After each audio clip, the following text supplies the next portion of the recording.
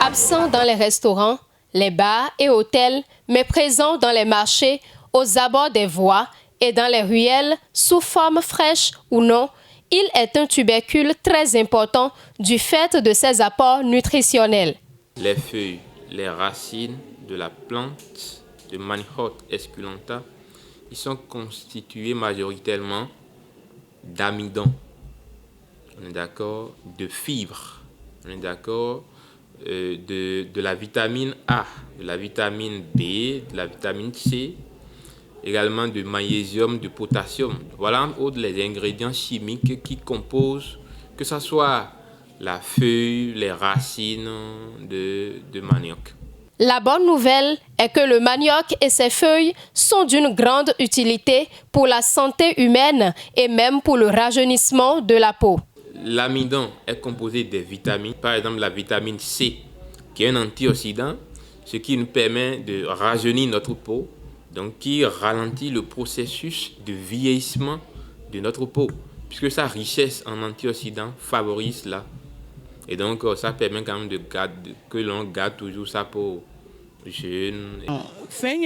Entre-temps, j'ai vu des pommades faites à base du manioc, très utiles pour la peau, et de l'huile extraite de ce tubercule, susceptible de faire du bien à l'organisme humain. De même, le manioc est employé pour guérir l'ictère. Il suffit de le mettre en morceaux, ajouter à de la papaye, le tout laisser dans l'eau pendant 3 jours, laquelle eau devra être bue par le patient pour avoir pleine satisfaction.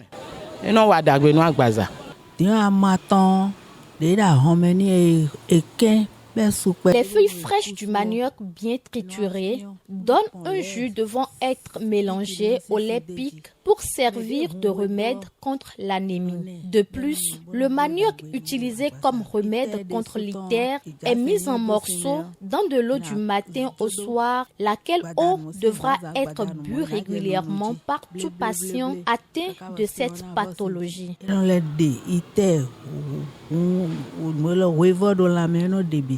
Il faut également dire que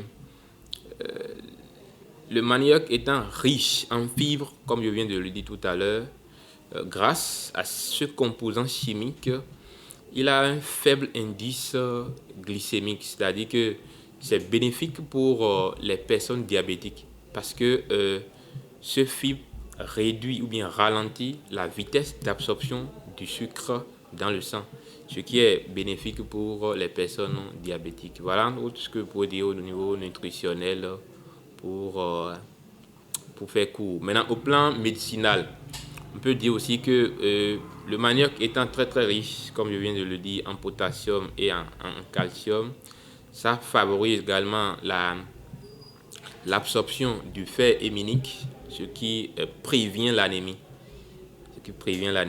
Et le manioc également permet de contrôler les troubles liés à la diarrhée et également aux irritations de côlon. La consommation également régulière des feuilles du manioc permet de prévenir également le paludisme, la conjonctivite, la fièvre et autres. Cultivé aussi bien en Amérique, en Asie qu'en Afrique, nombre de personnes consomment le manioc et surtout le manioc doux, de même que ses feuilles sous diverses formes. Je suis venue payer manioc parce que la dame les prépare bien. Parce que des fois quand elle paye comme ça, je paye, comme on dit frais là, je grille à la maison pour manger. Je consomme le manioc. C'est au cours de la consommation, on choisit. Peut-être on le prend frit ou soit on prépare et on le prend souvent avec de l'huile rouge. Je consomme le manioc bouilli à l'eau chaude, frit, grillé et même frais. Du manioc sortent bien d'autres denrées sous nos cieux, telles que le gari, la farine de manioc, communément appelée guéon, le tapioca et même le pain salé. Il faut dire que la liste n'est pas exhaustive.